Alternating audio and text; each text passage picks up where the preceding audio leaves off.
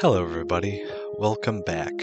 Today I want to do a different type of video because there's a lot of bands that I love to talk about and I want to kind of almost have like a how to get into guide or just talk about just have an excuse to talk about bands I like. So first video here we're going to talk about Sleep Token because they've been blowing up right now recently because they've been releasing a bunch of awesome new music that I won't be talking about here because I want to give like a general introduction to Sleep Token.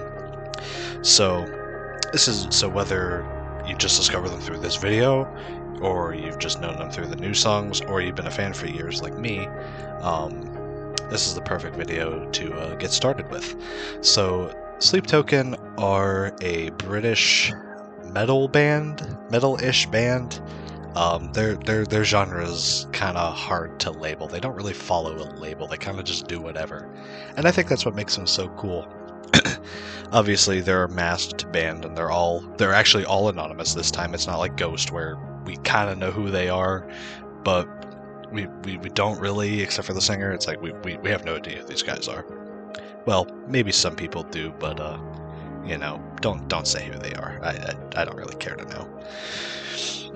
But yeah, we're just gonna take a look at their discography and just talk about it a little bit. Alright, let's do it. So in 2016, they released their first EP, One. As you can tell, this is very much an early Sleep Token release. The sound isn't as refined as it is on later songs and albums.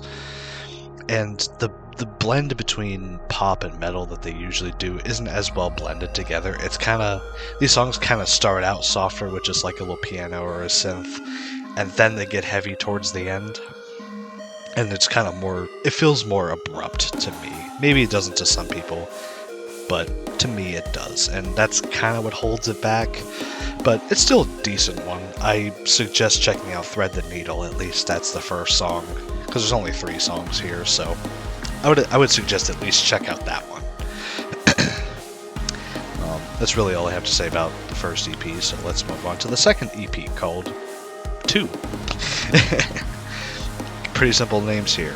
So, again, still not blended the best pop and metal piano.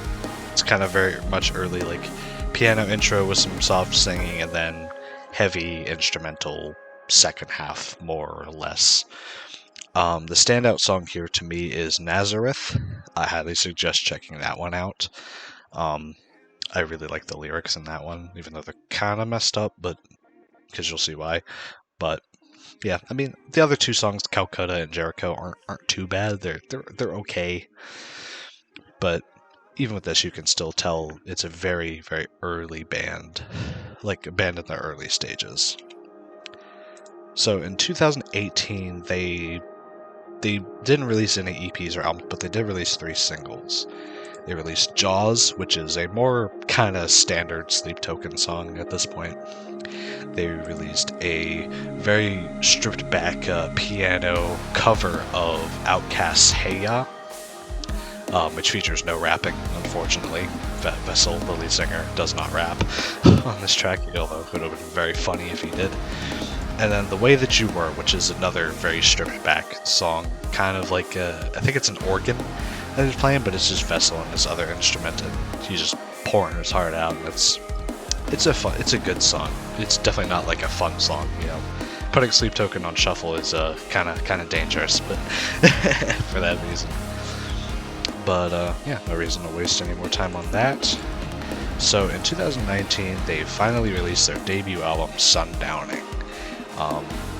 One of my favorite things about this album is the way it was marketed and promoted. So they didn't do the standard album release schedule that a lot of bands do. Well, they'll release 1 song to get some hype and then release a couple more and then the album's out. They released every single song on this album as a single. So when all the singles were out, that was the album. And I think, honestly, it'd be cool if more bands did stuff like that because it gets your name out there and it gets, a lot of people pay attention to just singles nowadays, at least for the most part. So, people saying, oh, this band is releasing a new song every month, people are going to be into that, obviously. This is, I feel like, whenever their sound is fully developed, and there's a lot of variety still. It's not just standard, okay, soft intro, heavy, to say soft first half and then heavy second half. There's more. There's more than that. There's soft parts going into heavy parts, then going into softer parts, or fully heavy parts, like the song "Gods," which starts out really heavy and then gets kind of softer towards the end, and then picks it back up with a heavy-ass breakdown. And also, I forgot to mention, this band uses like 8-string guitars, so they gent pretty hard with their metal riffs. Some standout tracks on this album are "The Offering," "The Night Does Not Belong to God," "Higher," "Give," "Sugar," "Say That You Will," "Bloodsport." Really, all the songs are really good, so no complaints from me at all. Then in 2021, they released their second album, "This Place Will Become Your Tomb." This album is when Sleep Token finally started getting some more recognition and some popularity, but not much, unfortunately.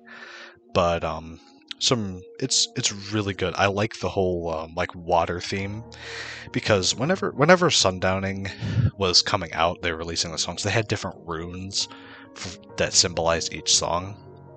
And for "This Place Will Become Your Tomb," they did the same thing, but they did it with different sea creatures, and every song like had like a different like depth in the ocean to it. Like, it's very water themed, and which you can kind of wonder if that's a metaphor for depression or not. I personally think it is. I might make a follow-up video talking about this album in general, because it is so interesting to me. But yeah, some really great songs in this are "Hypnosis," "Alkaline," "The Love You Want," "Atlantic," "High Water," "Missing Limbs," "Like That." I mean, really, all the songs are great, in my personal opinion. Even "Fall For Me" is really interesting. It's not really an instrumental song, it's more just it's vocals just with multiple layers and harmonies and vocoders and stuff like that. It's really cool sounding. But yeah, and then we have nowadays, when they just released 4 new songs out currently.